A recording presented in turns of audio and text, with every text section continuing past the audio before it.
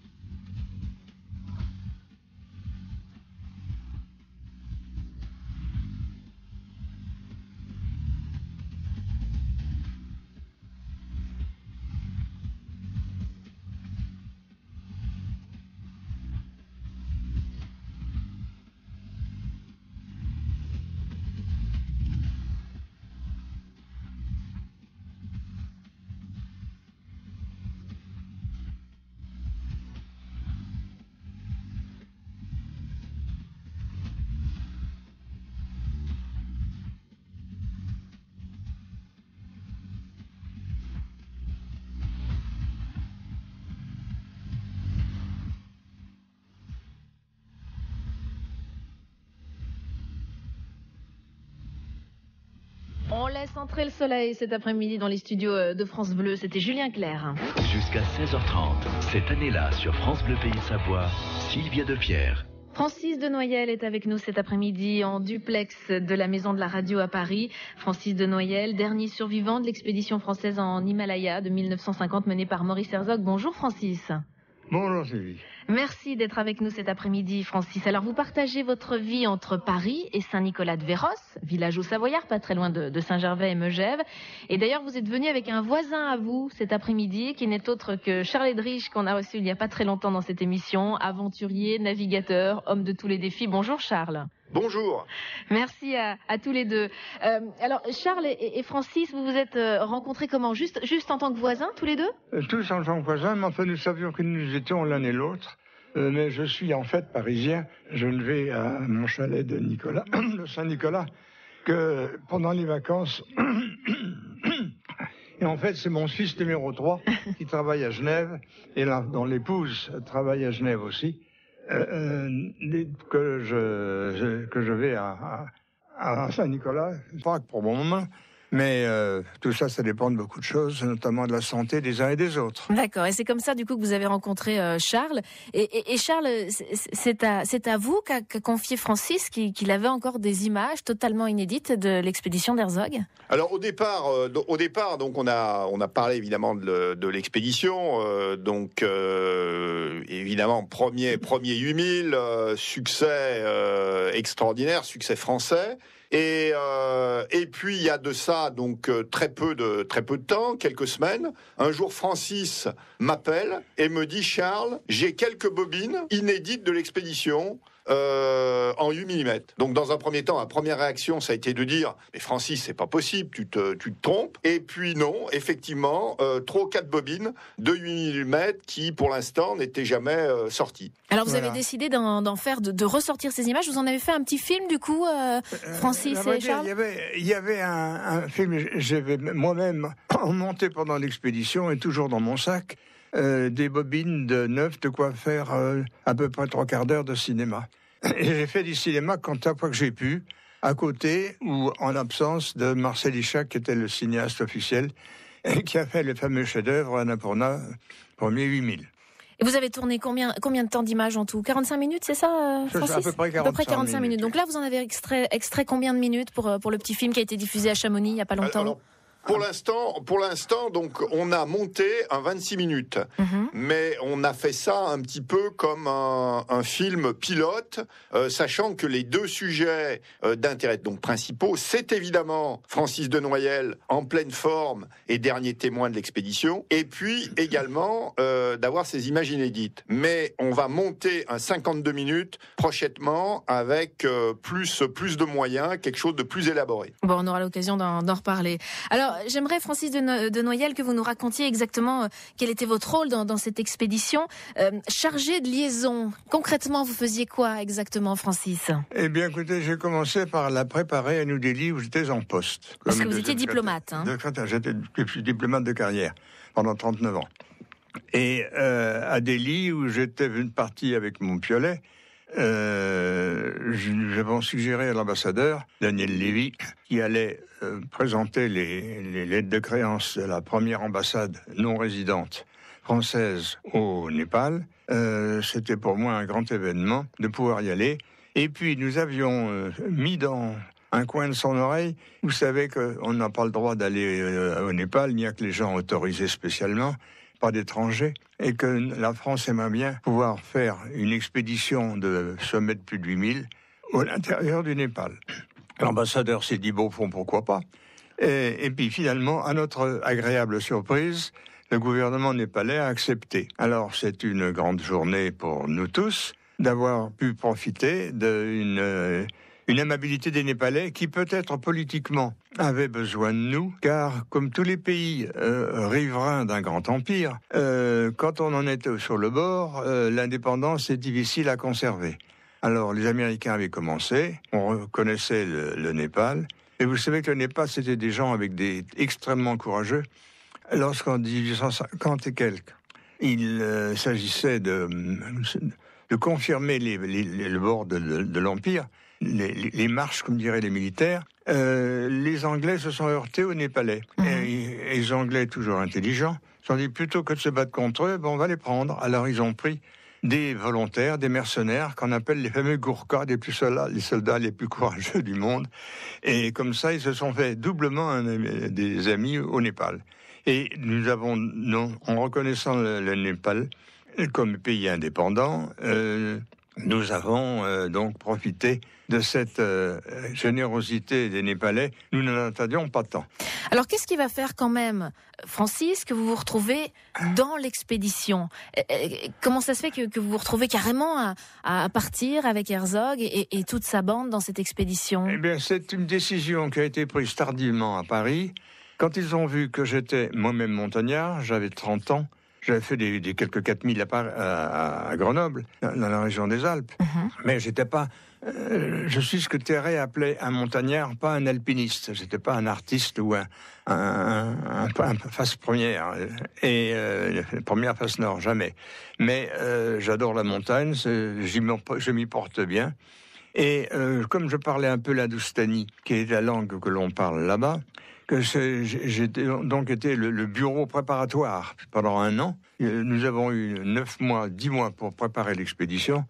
Eh bien, moi, sur place, j'ai fait ce que j'ai pu. J'ai recruté les Sherpas, négocié avec les Népalais les questions d'itinéraire et de transport. Et puis, sur place, j'y suis arrivé parce qu'à Paris, le conseil de l'Himalaya, le comité du pot de l'Himalaya, a trouvé que c'était aussi bien que j'aille chez eux, avec eux, comme je l'avais demandé. Que vous soyez sur place. Je suis le 9e inscrit juste 6 mois avant le départ. D'accord, vous êtes le dernier inscrit sur la liste. Oui.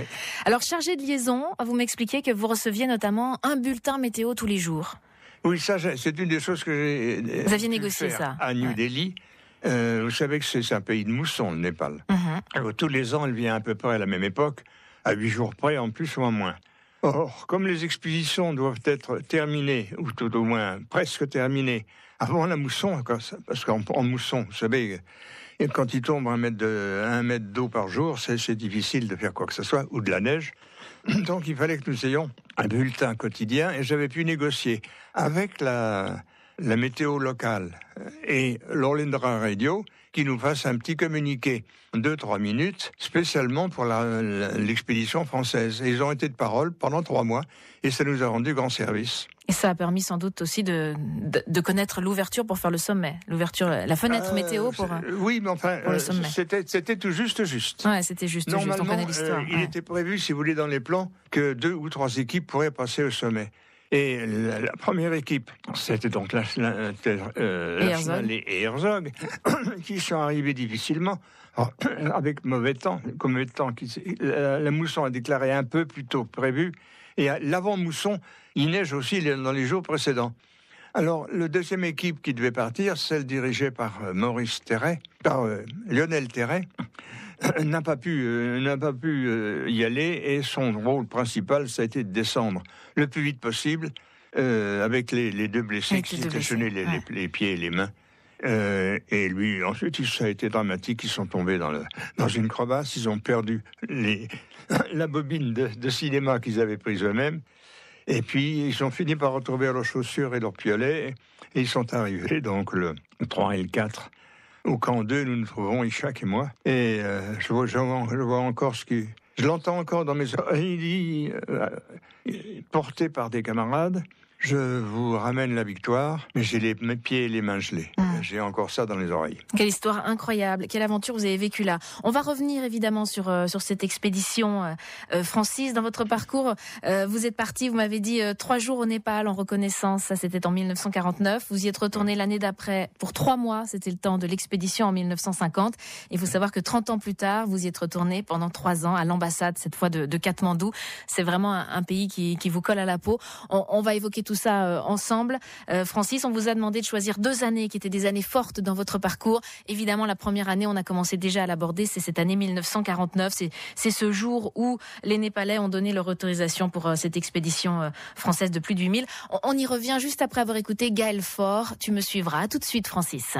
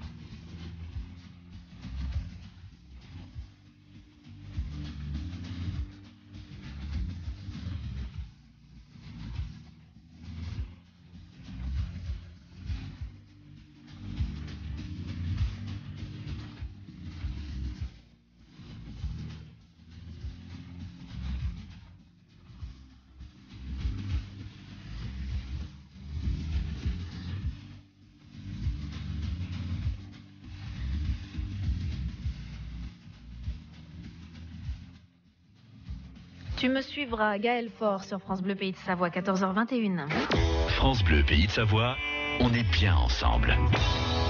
Francis de Noyelles est notre invité cet après-midi. Francis, diplomate aujourd'hui à la retraite, dernier survivant de l'expédition française en Himalaya de 1950 menée par Maurice Herzog.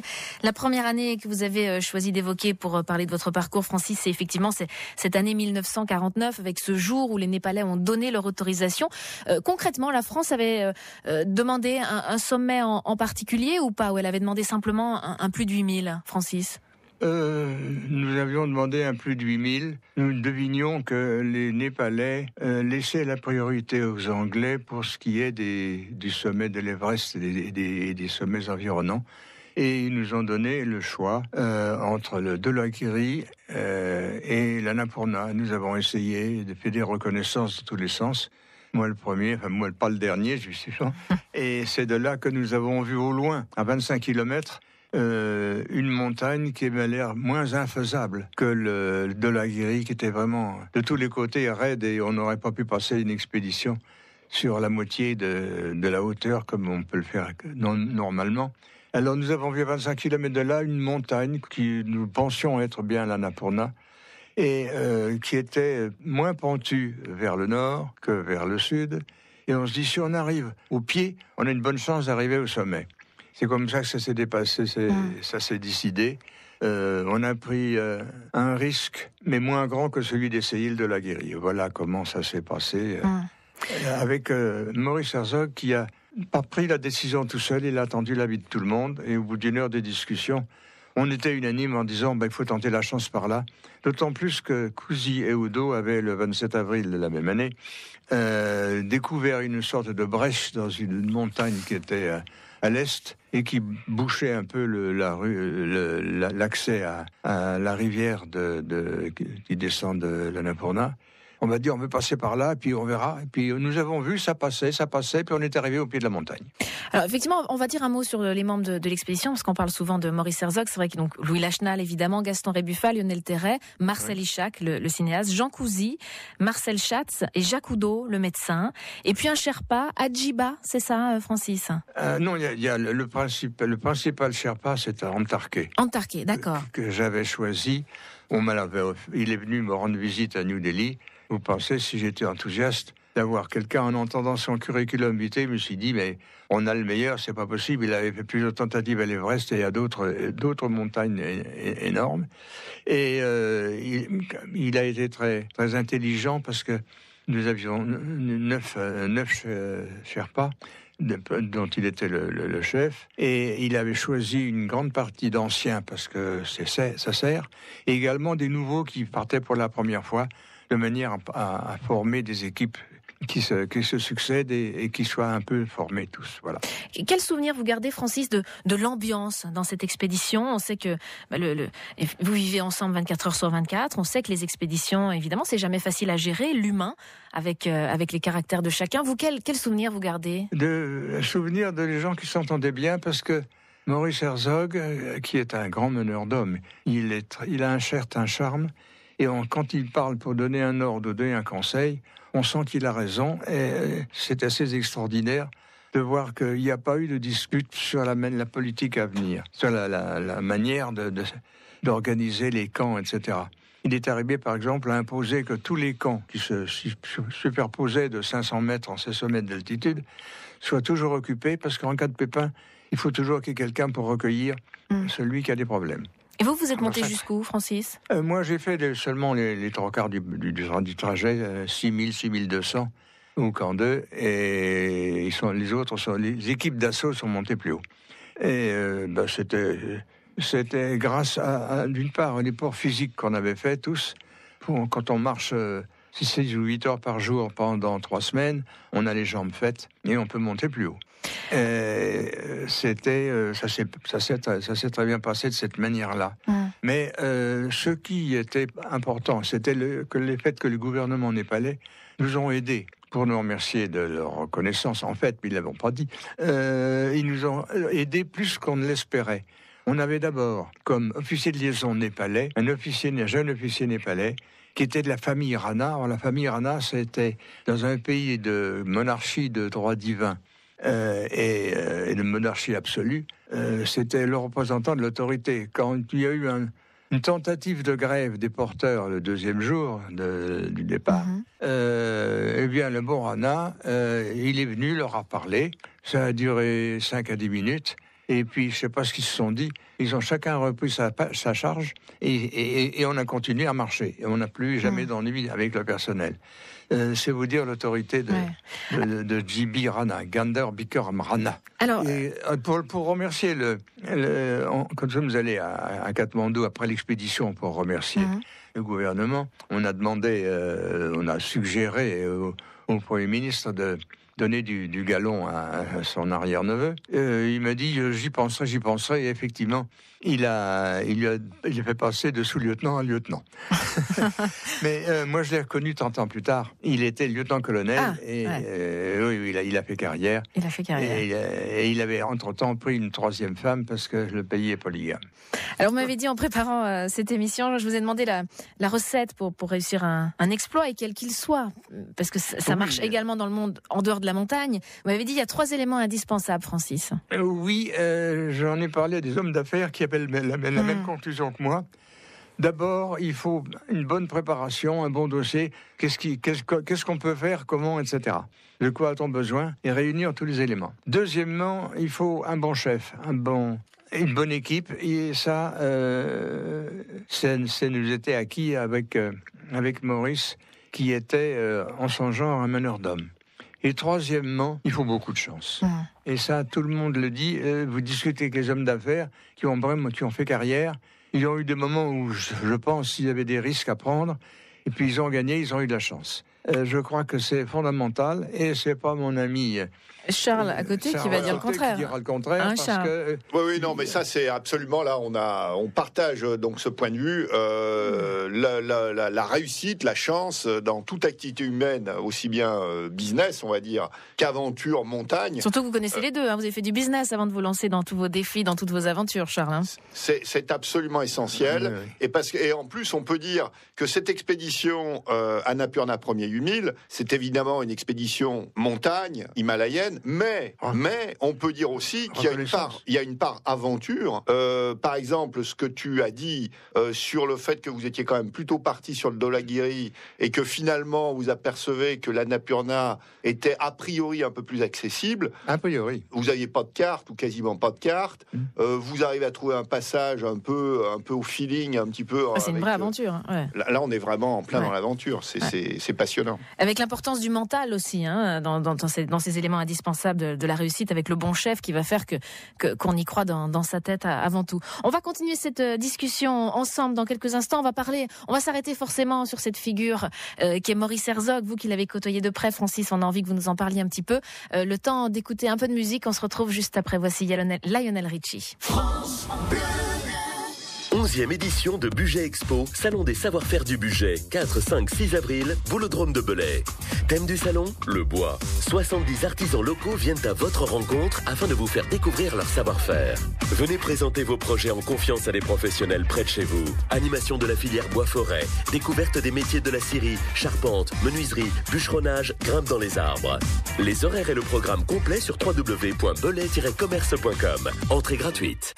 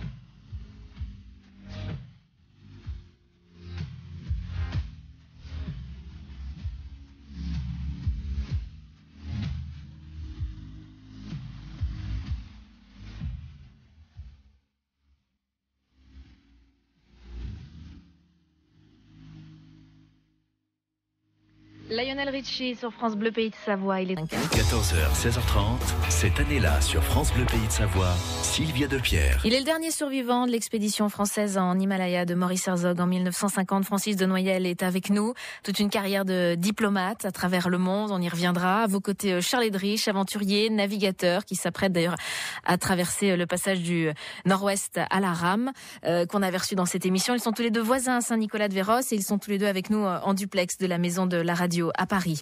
Alors j'aimerais qu'on revienne, Francis, sur la figure qu'est Maurice Herzog, d'autant que c'est vous qui avez fait son oraison funèbre aux Invalides à Paris lors de son décès.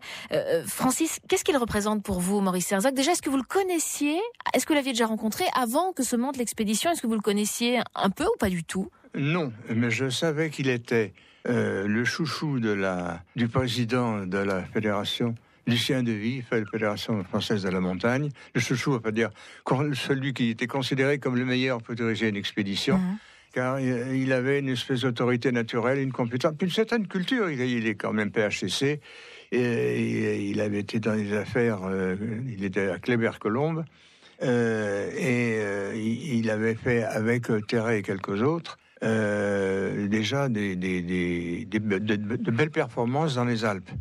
Il avait été d'ailleurs dans le maquis, et il avait dirigé une bande de bras cassés qu'il est arrivé à faire participer à la victoire des Alpes. Alors, c'est vous dire que là, vous aviez déjà une image, c'est déjà une image du bonhomme. Il a une autorité naturelle, il est compétent, il sait de quoi on parle. C'est le seul qui soit intéressé. Le 25 juin 1950, vous n'étiez peut-être pas né. Non, je vous confirme. Mais c'est le jour déclaré la guerre de Corée. Alors j'essayais d'expliquer aux uns aux autres ce que c'était, ça risquait d'être dangereux, en donnant les données du problème. C'était mon dossier à Paris, alors un de mes dossiers à Paris. Donc je ne risque pas de me tromper trop. Mais lui est le seul à s'être intéressé et voir où ça pouvait aller. Pour en revenir aux qualités de Maurice, l'autorité naturelle, le sens du commandement, souvent au charme plus qu'en élevant la voix, et il aime bien expliquer avant de donner un ordre. Ça, c'est certain. Et on a vu après l'expédition, que malgré ses orteils et ses cutinelles, il est arrivé à refaire, je crois, une fois de la montagne ou du ski, c'est déjà un miracle.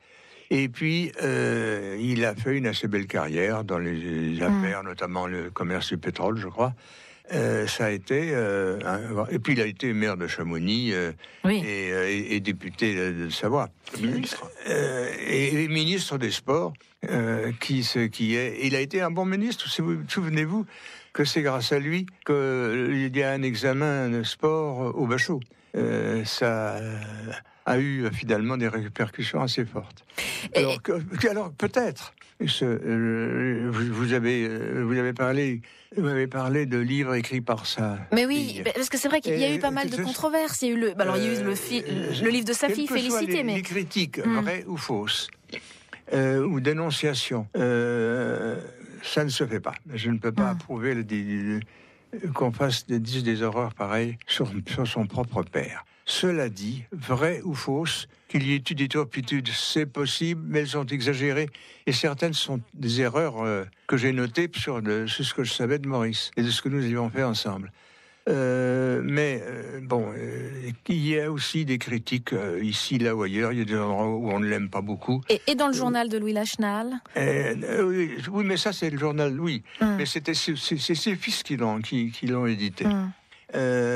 C'est la fois vrai et faux. Il est évident que quand on monte ensemble et qu'on a un succès, le succès est partagé. Vous savez que Maurice voulait partir seul au besoin parce que c'était commencé à se geler les pieds. Et c'était dur, on sentait que la mousson était très proche. Et Lachenal a dit si tu y vas, moi j'y vais. Réflexe de professionnel. Et ça a coûté cher aux deux. Il y a aussi des gens qui prétendent qu'il n'est pas allé au sommet.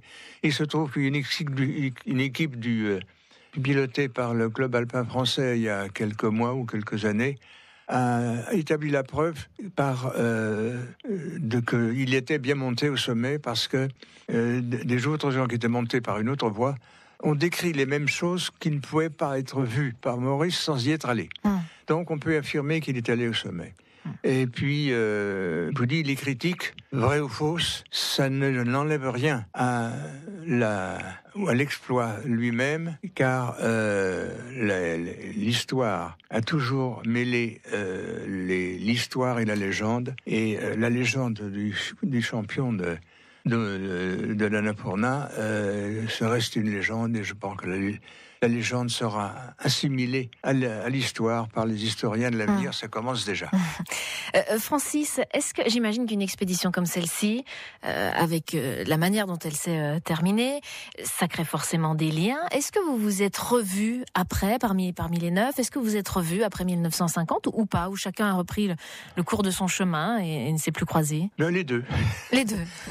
Il y en a avec certains, vous avez eu plus de liens? On se revoyait tous les 5 ou 10 ans à un dîner. Et puis, on a fêté alors le 50e anniversaire à Chamonix. Et j'ai fait un exposé sur l'histoire diplomatique de l'Annapurna, qui commence donc par le départ avec Montpellier pour New Delhi, et puis ensuite la conférence à Katmandou, et pourquoi et comment, et si vous voulez, et l'influence que ça a eu sur non seulement sur les rapports franco-népalais, mais ça a contribué à mettre le Népal sur la scène internationale. Et puis, ce n'est pas pour rien si le premier hôtel qui s'est monté à Katmandou s'appelle l'hôtel de l'Annapurna. Allez, on va changer cette fois de région du monde avec vous, Francis, parce que si on reprend votre parcours, votre premier poste, c'était effectivement à New Delhi. Il y a eu cette expédition avec Herzog. Ensuite, vous êtes allé du côté de la Tchécoslovaquie. Vous avez été diplomate au Maroc. Vous avez été diplomate au Canada. Et ensuite, au Népal. On va s'intéresser à cette période du Canada, puisqu'en 1967, vous étiez là lorsque Charles de Gaulle est venu, alors président de la République, est venu faire son discours et qu'il a signé en prononçant « Vive le Québec libre », et ça correspond à la deuxième année que vous avez choisie. On l'évoque dans quelques instants, Francis, à tout de suite. Écoutez. Je vous remercie pour vos émissions, c'est magnifique. Je vous écoute de 6h du matin à 22h, 23h le soir. France Bleu, Pays de Savoie, on est bien ensemble.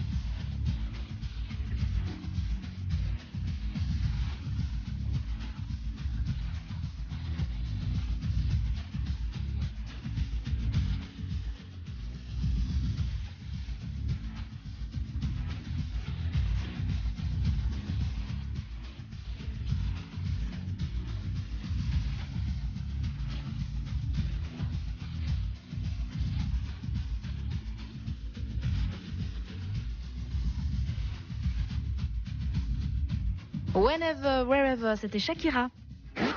Savoie. Écoutez, on est bien ensemble.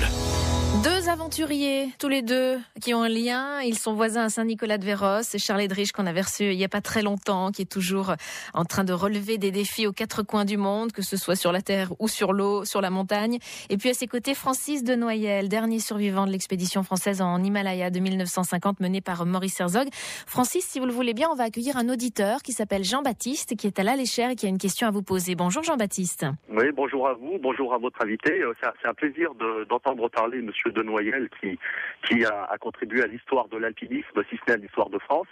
Et je me posais la question, à savoir, qu'est-ce qui motivait la France à la sortie de la Deuxième Guerre mondiale, alors que le pays était à reconstruire, alors que la population souffrait?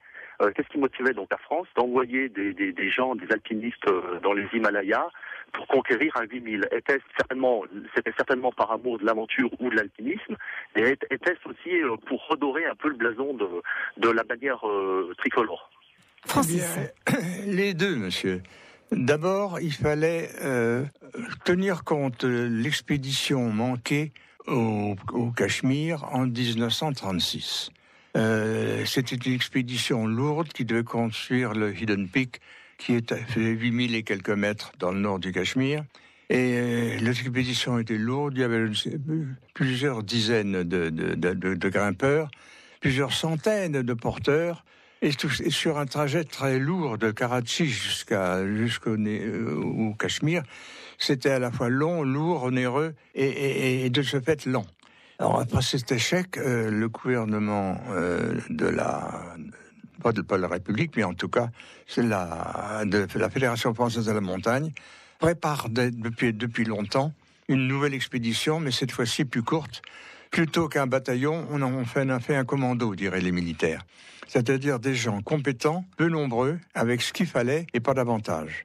Alors c'est sur ces bases que la Fédération Montagne a choisi une expédition donc après la guerre. Et j'ai eu la chance de participer de manière active, si je puis dire, à la réalisation de ce projet. Et c'est le succès, voilà. le souci mondial, le succès mondial est dû en France, comme disait très bien Jean Borotra, qui avait savait ce que c'était que d'être célèbre après la Première Guerre, avec les quatre mousquetaires. Là, la seule célébrité est venue d'un exploit, certes intéressant, mais qui avait eu lieu après la guerre, un pays souffreux, qui réalise un exploit, ça fait un bruit énorme. Ça redore le blason. Voilà les deux raisons. Merci à vous, Jean-Baptiste, pour votre question. On va continuer ensemble et évoquer cette fois l'année 1967, qui est la deuxième année que vous avez choisie, Francis. Le 24 juillet 67, pour être très précise, je repose le contexte. Ce jour-là, Charles de Gaulle, président de la République en France, est en visite officielle au Canada et il prononce à la fin d'un discours public à Montréal « Vive le Québec libre », un discours qui a déclenché une grave crise politique entre le Canada et la France. Expliquez-nous pourquoi vous avez choisi d'évoquer ce jour-là, Francis. Parce que c'est quand même quelque chose de très important et qui aurait pu amener des ennuis à beaucoup de gens. C'était qu'un incident diplomatique. J'avais choisi le Québec comme pays... après avoir été en Tchécoslovaquie chez les communistes et puis au Maroc avec les troubles que crée un pays qui devient indépendant, enfin un pays où on va être tranquille, le Canada. Et c'est un pays magnifique parce que il y a 10 provinces qui correspondent à peu près aux États des États-Unis, dont une seule est française, francophone, c'est le Québec. Et c'est pour célébrer la création le centenaire de la République, que je raconte, du Commonwealth britannique et sa version canadienne. Il y a eu là une exposition, C'est pas grave.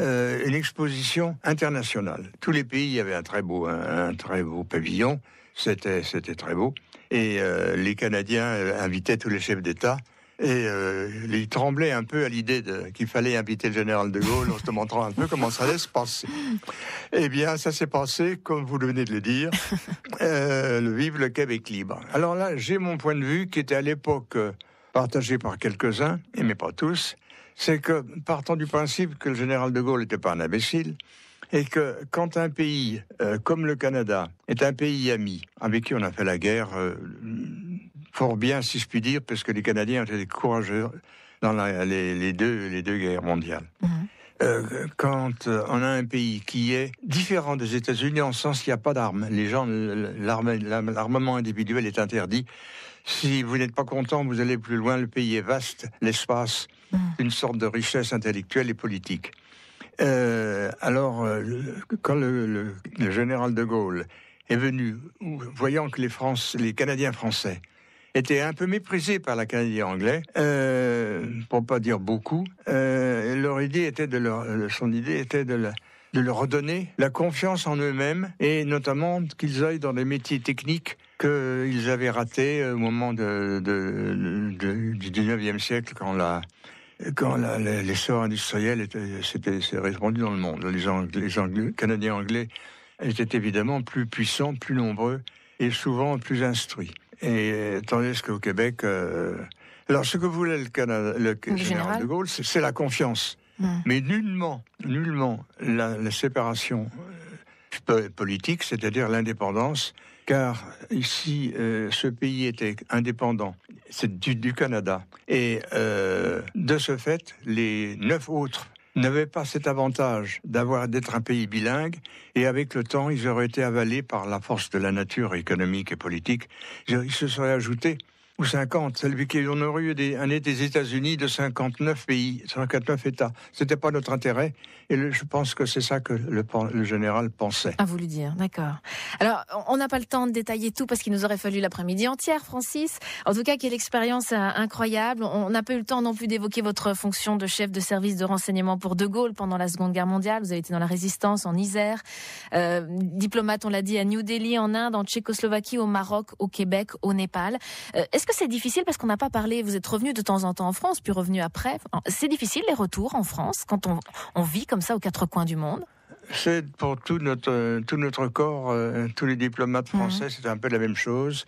On ne connaît que ceux qu'on a rencontrés quand on a passé une partie de sa carrière au Quai d'Orsay. Le Quai d'Orsay, on se connaît à différents étages, on est tous dans le même immeuble, dans la partie politique en tout cas.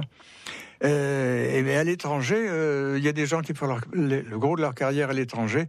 Alors on sait qui c'est, on les connaît par l'annuaire, mais on ne les connaît pas personnellement. Voilà. Et les retours en France, je veux dire, la réadaptation de la vie en France? Écoutez, j'avais un appartement à Paris, j'ai eu la chance d'avoir ça, et mes parents étaient à Paris, j'ai habité à Paris, et j'étais voisin d'une famille Jackson, qui étaient par ma faute devenus des héros de la résistance, parce que j'étais peut-être à Grenoble, mais on m'a demandé de recruter du monde à Paris.